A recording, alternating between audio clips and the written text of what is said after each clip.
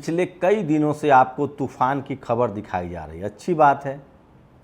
कहा जा रहा है कि कुछ नुकसान हुआ है, कुछ पेड़ गिरे हैं, दर्जन भर पशुओं की मौत हुई है। और क्या शानदार कवरेज है टीवी चैनल का, क्योंकि सरकार ने तैयारी अच्छी कर रखी है। लेकिन आपको पता है, भारत के ही राज्य मणिपुर में एक केंद्रीय राज्य मंत्री का घर फूंक दिया गया। 100 से ज़्यादा लोगों की मौत हो चुकी है, 300 से ज़्यादा लोग घायल हैं, 50,000 से ज़्यादा लोग पलायन कर गए। किसी ने दिखाया नहीं। आपको पता है 250 करोड़ लोगों को फ्री वैक्सीन है। मतलब बीजेपी का हिसाब किताब भी समझिए, सरकार का। जब उस पर लोगों ने सवाल उठाया कि 250 करोड़ तो भारत की जनसंख्या नहीं, 140 करोड़ है, तो उनका कहना है कि 250 करोड़ इसलिए लिखा गया है क्योंकि 120 करोड़ लोगों को वैक्सीन लगी और 2 बार वैक्सीन लगी तो 240 करोड़ हो गया।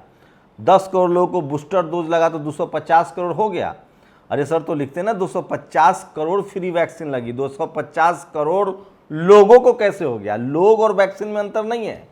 आप लिख सकते थे कि 250 करोड़ फ्री वैक्सीन लगी। 250 करोड़ लोगों जब आप लिखते हैं, इसका मतलब लोग 250 करोड़ हैं, तो गलती भी नहीं मानेंगे। सोचिए, अब तो मैथमेटिक्स भी उलट गया है। पहले सरकार सड़कें बनाती थी तो कुल लंबाई नापती थी, अब लेन नापा। अगर 3 लेन की सड़कें हैं और 1 किलोमीटर सड़क बनी तो वो 3 किलोमीटर हो गया। पहले था कि 3 लेन हो या 4 लेन हो, अगर टोटल सड़क की लंबाई चारों लेन 1 किलोमीटर बनी है तो 1 किलोमीटर कहा जाता था। लेकिन अब अगर 4 लेन की सड़क है और 1 किलोमीटर बनेगी तो वो 4 किलोमीटर हो गया। तो चलिए, हिसाब किताब है अपना अपना। इसीलिए कांग्रेस के बड़े नेता हैं डॉक्टर अजय, आईपीएस रहे हैं।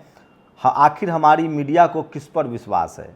जैक डॉर्सी पर विश्वास नहीं, मणिपुर की स्थिति पर विश्वास नहीं, चीन हमारे इलाकों पर कब्जा कर रहा है पर विश्वास नहीं, हमारी महिला पहलवानों पर विश्वास नहीं, किसानों पर विश्वास नहीं, उत्तराखंड में अशांति पर विश्वास नहीं। सोचिए, उत्तराखंड में किस तरह से धर्म देखकर लोगों की दुकानें बंद कराई जा रही है। कल हो सकता है कि किसी और की ही बारी आएगी। लोग कोविड के दौरान ऑक्सीजन की कमी से मर गए, विश्वास नहीं। भाइयों, इन्हें तो बस बाबा बागेश्वर गुरु पर विश्वास है। आप सोचिए कि अगर लॉकडाउन में मैं क्या कह रहा हूँ, मैं टीवी अखबार जो तूफान की खबरें दिखा रहा है वो अच्छी बात है, लेकिन सोचिए टीवी अखबार इस देश के लोगों की समस्याएं दिखाने लगे कि मुखर्जी नगर में छात्रों के साथ क्या हो रहा है, मणिपुर में लोगों के साथ क्या हो रहा है, कोरोना में क्या हुआ, लॉकडाउन में क्या हुआ, नोटबंदी में क्या हुआ, घुसपैठ हो रहा है, तो इससे देश की स्थिति और अच्छी होगी ना। लेकिन एक सरकार के बचाने के लिए, एक सरकार की तारीफ करने के लिए, ताकि सरकार को पॉलिटिकल नुकसान न हो, 140 करोड़ जनता को धोखे में रखा जा रहा है। अरे जब देश बचेगा, देश की जनता बचेगी, तभी तो सरकार बनेगी ना। मीडिया का काम होता है जनता का आंख और कान बनना और सरकार को बताना कि यह सही हो रहा है, ये गलत हो रहा है। लेकिन सोचिए, जब मीडिया ही सरकार के पक्षकार हो जाए तो उस देश की जनता का क्या होगा। खैर, रवीश ने भी अच्छा ट्वीट किया, वो मैं दिखाऊंगा। तो एक एक करके वो सारी खबरें बता रहा हूँ जो आपके लिए बहुत ज़रूरी है। सोचिए, मणिपुर की खबरें नहीं दिखाई जा रही है। तो इस देश में टीवी अखबार जो है वो हमेशा से इस देश की बहुसंख्यक आबादी के सामाजिक अधिकार, राजनीतिक अधिकार और संवैधानिक अधिकारों के विरुद्ध है।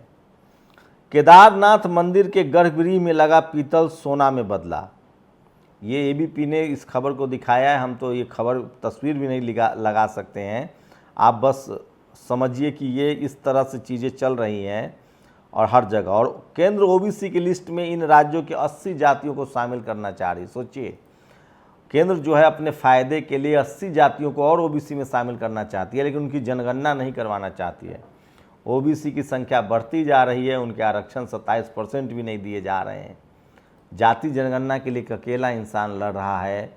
उस शख्स का नाम है अनिरुद्ध विद्रोही, जो मंडल आर्मी के बैनर तले यूपी में अकेले एक मतलब ऑटो लेकर अकेले वो रैली कर रहे हैं। जहां भी मिले उनकी मदद कीजिए प्लीज़। और ये ट्वीट देखिए, सोचिए कि 250 करोड़ लोगों, मतलब लोग 250 करोड़ वैक्सीन नहीं कह रहे हैं, 250 करोड़ लोगों को वैक्सीन लगी है। तो मतलब क्या मैथमेटिक्स का तरीका आ गया। और आपको पता है, बीबीसी की डॉक्यूमेंट्री अमेरिका दिखाएगा और धुआं भारत में बैठे भक्तों का निकलेगा। तो सोचिए कि मोदी जी जैसे ही जाएंगे वहाँ बीबीसी की डॉक्यूमेंट्री दिखाई जा रही है, भारत में बैन कर दिया गया था। 2 दिन में 2 tweet delete. BJP fake news factory में अजब गबरा तफरी का माहौल है भाइयों। एक में 140 करोड़, देश में 220 करोड़ को वैक्सीन मुफ्त दिला रहे थे, दूसरे में मोदी जी को जुआरी साबित कर रहे थे। कॉपी पेस्ट पर भी अकल चाहिए, तुमसे न हो पाएगा। तो लगातार इस तरह के ट्वीट्स किए जा रहे हैं जिससे कि वापस लेना पड़ रहा है। और सोचिए किस तरह से आज भी SC ST OBC समाज को सफाई का काम तो बंद ही कर देना चाहिए। 2 sanitation worker Aman and Vikram died of suffocation due to poisonous gas while cleaning the sewer in Gwalior Madhya Pradesh. हम तस्वीरें नहीं दिखा सकते हैं, मध्य प्रदेश में फिर से 2 सीवर कर्मचारियों की मौत हो गई है। भाजपा सरकार द्वारा पैदा की गई कारोबारी जटिलताओं, भ्रष्टाचारी टैक्स तंत्र एवं कुछ भाजपा समर्थकों के लिए बनी नीतियों से परेशान होकर 6500 करोड़पतियों के भारत छोड़ने की खबर है। ऐसे में विदेशी निवेशक कहां से आएंगे? उत्तर प्रदेश बेवफा इन्वेस्टर्स मिले। तो ये अखिलेश यादव जो हैं वो उनका ट्वीट है जो मैं आपको बता रहा था। कर्नाटक में हर स्कूल कॉलेज में कॉन्स्टिट्यूशन, संविधान की जो प्रियम्बल है उसको पढ़ाना अनिवार्य कर दिया गया है। एक बड़ी कोशिश है। और ये देखिए रवीश कुमार ने ट्वीट किया है, मणिपुर में जो हो रहा है उससे बचने के प्रधानमंत्री को आज ही अमेरिका चले जाना चाहिए। इससे गोदी मीडिया ग्लोबल लीडर करने लग जाएगा, वरना लोग पूछेंगे कि इम्फाल नहीं गए, लेकिन जिस मंत्री का घर जला है उनके दिल्ली वाले घर तो जा ही सकते थे। इसलिए भारत के PM और कंटेंट प्रोवाइडर इन चीफ को अमेरिका के लिए रवाना हो जाना चाहिए। रवीश ट्वीट करते हैं, उनको कंटेंट प्रोवाइडर चीफ कहते हैं। बाइडन से बोल दूंगा कि जहाज बिफोर टाइम आ गया, वरना लोग मोदी जी और नड्डा जी से पूछने लगेंगे कि अपने मंत्री और सांसद के घर क्यों नहीं गए। घर जलाया है, जाना तो चाहिए ही, दिल्ली में भी नहीं जा सकते।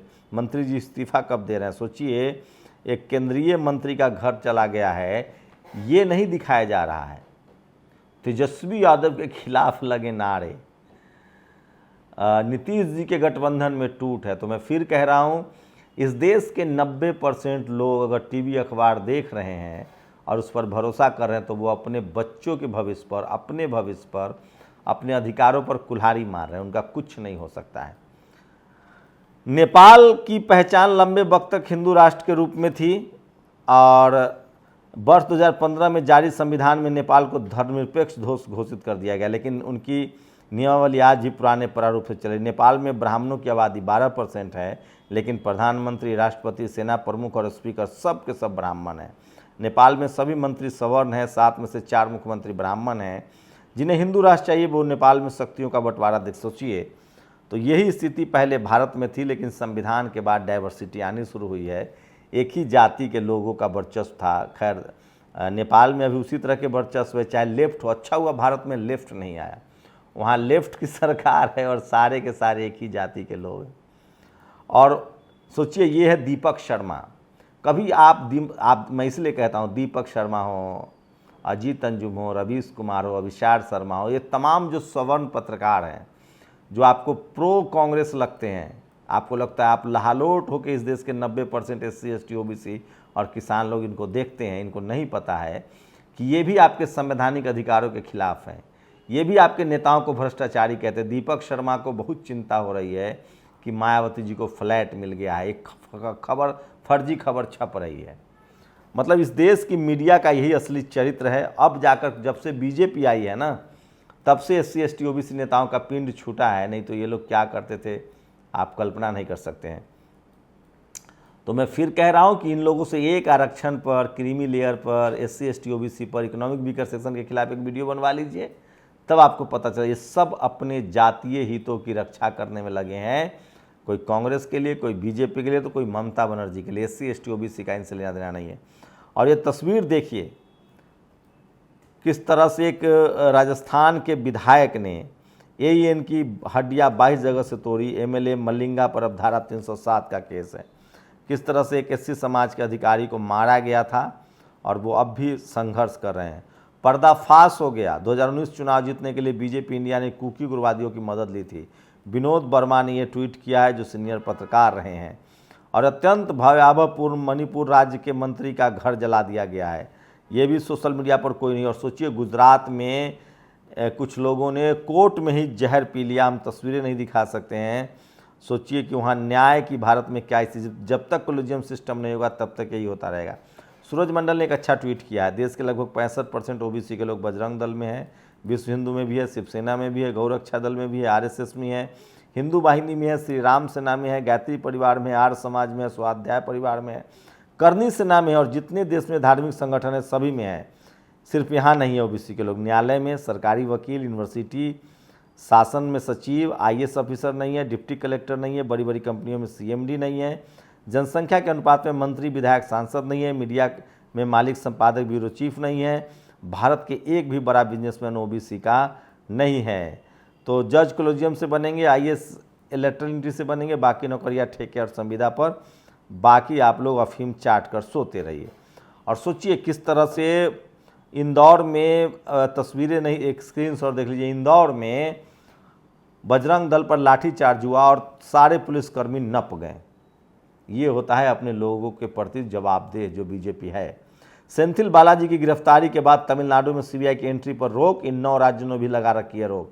अब सीबीआई नहीं घुस सकती है। मैं आपको बता दूं कि सीबीआई का एक मामला सुप्रीम कोर्ट में चल रहा है जिसमें उनको स्टे मिला हुआ है। दिल्ली पंजाब में कांग्रेस न लड़े चुनाव तो आप भी राजस्थान एमपी से रहेगी दूर, केजरीवाल की पार्टी। सोचिए ये फार्मूला कांग्रेस को अपनाना ही पड़ेगा। और राजस्थान, छत्तीसगढ़, मध्य प्रदेश में अगर वो बीएसपी या चंद्रशेखर आज़ाद या ट्राइबल आर्मी, ओबीसी महासभा से अगर कांग्रेस गठबंधन नहीं करती है तो उसका चुनाव जीतना बहुत मुश्किल हो जाएगा। मणिपुर में केंद्रीय मंत्री के घर जला दिए गए हैं। ये भी सबसे ज़्यादा सोशल मीडिया पर वायरल है। और ये गाड़ियों का काफिला का स्क्रीनशॉट देखिए। बीजेपी नेता ने जब पाला बदला, ये कांग्रेस में ज्वाइन करने जा रहे हैं तो किस तरह का एक बड़ा सा काफिला जा रहा है। तो ये सोशल मीडिया पर आज की सारी बड़ी खबरें थी जो मैं आपको बता रहा था। और मैं इसलिए कह रहा हूँ कि सोशल मीडिया ही सच्चा मीडिया है, सोशल मीडिया ही बहुजन मीडिया है।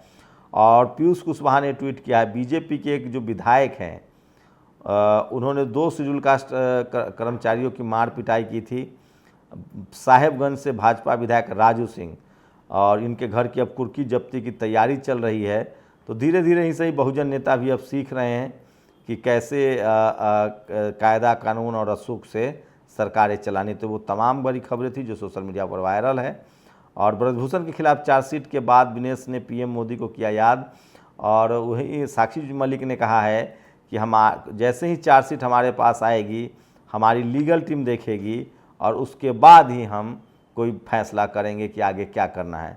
बीजेपी कांग्रेस में हिंदू भक्त और हिंदुत्ववादी बनने की होड़ है, बीएसपी सुप्रीमो मायावती। तो ये आज की बड़ी खबर है। विश्लेषण यही है कि जिस तरह से तूफान को दिखाया टीवी अखबार ने, लोगों की जान बच गई। अगर टीवी अखबार सरकार से सवाल पूछे तो भारत के नागरिकों की किस्मत बदल जाएगी। सरकारें आती जाती रहती हैं, देश का नागरिक ज़्यादा जरूरी है। शुक्रिया। नेशनल दस्तक की आपसे गुजारिश है कि अगर इसको बचाना चाहते हैं तो नेशनल दस्तक को सब्सक्राइब करने के लिए रेड कलर के सब्सक्राइब बटन को दबाएं, फिर बेल आइकन की घंटी दबाएं। नेशनल दस्तक को बचाने के लिए बहुत जरूरी है कि हर खबर को शेयर करें, लाइक करें, कमेंट जरूर करें।